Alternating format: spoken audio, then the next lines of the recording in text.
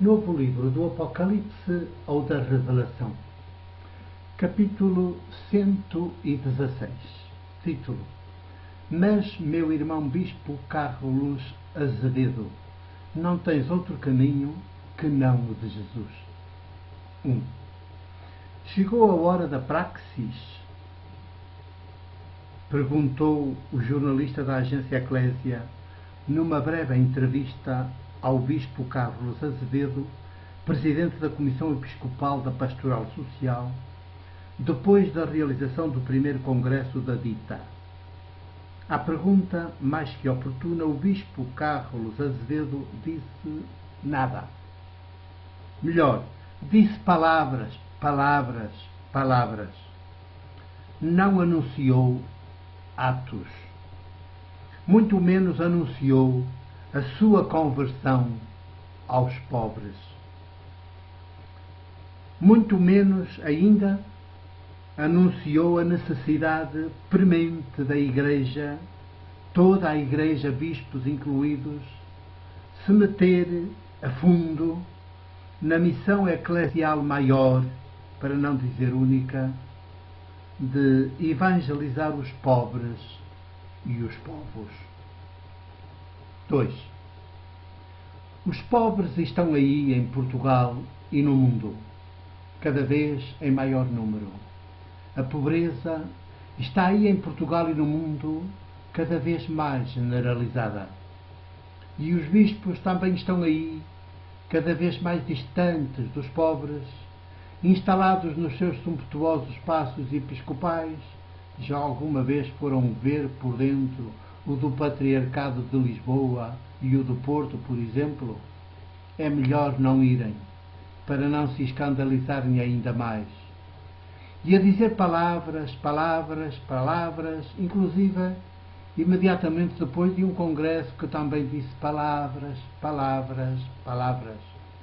Práticas eclesiais, a começar pela mais prática, pela mais arriscada e difícil de todas, mas também a mais específica da Igreja, que é a prática de evangelizar os pobres e os povos. Sim, precisamos delas como de pão para as bocas, mas não é com bispos como o Bispo Carlos Azevedo e a generalidade dos bispos católicos do mundo que poderemos contar, pelo menos por agora. 3. Aos bispos basta-lhes, pensam eles, presidir comissões episcopais de pastorais sociais e de evitar discursos e exigir que os outros façam alguma coisa. Com eles não contem, porque não foi para isso que foram ordenados bispos. Como bispos católicos têm de continuar lá bem em cima, no topo da pirâmide eclesiástica e clerical, de mãos sempre muito limpas, tão limpas que se calhar já nem as têm. Basta olhar para eles e ver como se apresentam vestidos nos congressos e nas visitas pastorais, ou simplesmente nas ruas, com tudo distintos dos demais, em tudo distintos dos demais, para que nunca possam ser confundidos com os demais. E quando presidem a liturgias eclesiásticas nas catedrais ou nas paróquias dos párocos, seus súbditos, já viram como vestem e como não largam nenhum daqueles símbolos imperiais romanos do poder que foi do império que crucificou Jesus e hoje é eclesiástico católico romano. 4. Pobres? Sim, eles estão aí em Portugal e no mundo, e cada vez em maior número, mas não esperem que os bispos se convertam a eles, passem a morar entre eles e com eles. Não esperem que os bispos sejam bispos dos pobres para chegarem a ser bispos de todas as pessoas. Não esperem que os bispos deixem as liturgias de mentira, de alienação e metam as mãos na massa. Não esperem que os bispos deixem a base e fiquem a viver permanentemente na base. Não esperem que os bispos se tornem pão que se dá a comer, corpo entregue pelos pobres, vinho que se dá a beber, sangue derramado pela vida de muitos. 5. Não esperem que os bispos se envolvam em duelos teológicos com os causantes da pobreza em massa, os sistemas económico-financeiros neoliberais e os múltiplos executivos das nações e das multinacionais que os põem em prática nos países e no mundo, também aqui em Portugal. Não esperem ver os bispos ir à raiz do problema, denunciar, enfrentar, atacar as causas estruturais da pobreza. Nem sequer esperem ver os bispos a fazer suas as práticas de Madre Teresa de Calcutá, a quem todos eles se apressaram a beatificar e a apresentar como modelo do mundo. 6. Eu sei que essas não passam de práticas assistencialistas e de caridadezinha, que Jesus, o de Nazaré, não só não inspira, como tão pouco faz, pois ele sabe melhor que ninguém que elas não vão à raiz do problema e nunca denunciam o verdadeiro causante da pobreza em massa. Pelo contrário, têm tudo de bombeiro e nada de profético ou político, ainda que sejam ações concretas com alguns resultados imediatos nos pobres que delas são objeto. Mas a verdade é que nem isso os bispos fazem. Quando muito, põem os párocos e alguns leigos, elas e eles, a fazer.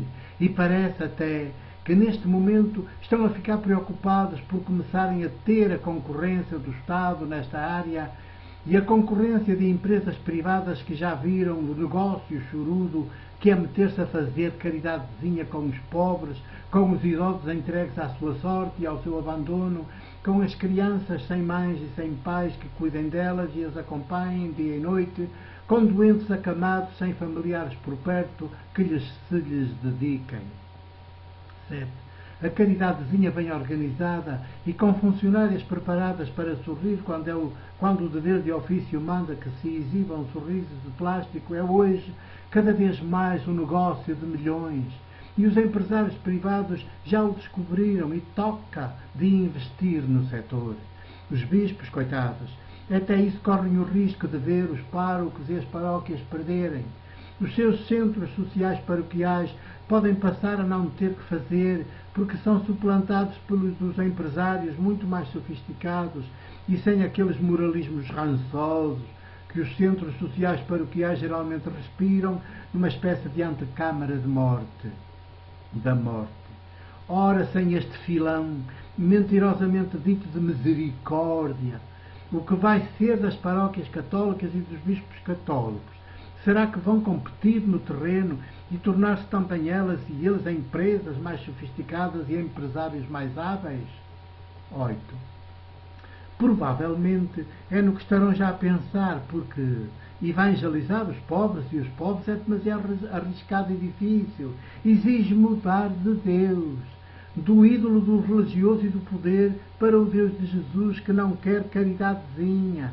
Vomita a caridadezinha, porque do que gosta é de práticas profético-políticas maiúticas, que despertem nos pobres e nos povos o sujeito que cada qual está chamado a ser, de modo a tornar-se o dono do seu próprio destino numa ordem económica e política mundial outra, bem à medida de todas as pessoas e dos povos, nunca mais à medida do grande capital como hoje tão obscenamente é. 9. Mas, meu amigo e irmão Bispo Carlos Azevedo, não tens outro caminho que não este, o de Jesus. Se quiseres ser Bispo da Igreja, a de Jesus. E os outros bispos também não têm outro caminho. E todos os presbíteros também não têm outro caminho. São estas práticas maiúticas que nascem da ação eclesial de evangelizar os pobres e os povos que mudarão a face da terra, ainda que para elas serem realizadas tenham de ser regadas com sangue, o nosso, de discípulo a discípulo de Jesus, como já andam regadas com o sangue dele, porque sem sangue o nosso, não há redenção, libertação. O sangue que os verdugos e os carrascos do grande capital sempre fazem correr, quando deparam com uma igreja disposta a deixar tudo mais, inclusive a liturgia e a caridadezinha, para se ocupar por inteiro e em exclusividade da missão substantiva de evangelizar os pobres e os povos. 10. Sabes bem que me tens aqui, de braços abertos, já no terreno, na base, Porque para isso nasci e vim ao mundo e fui ordenado presbítero da Igreja do Porto, para evangelizar os pobres e os povos. Vem daí, venham todos, ousemos nascer de novo. Ousemos nascer de novo do alto, do Espírito, da rua de Jesus. E mudaremos a face da terra, a começar pelo nosso próprio país. Tudo mais virá por acréscimo. 2008, setembro 17. O meu abraço e o meu beijo, de presbítero da Igreja do Porto.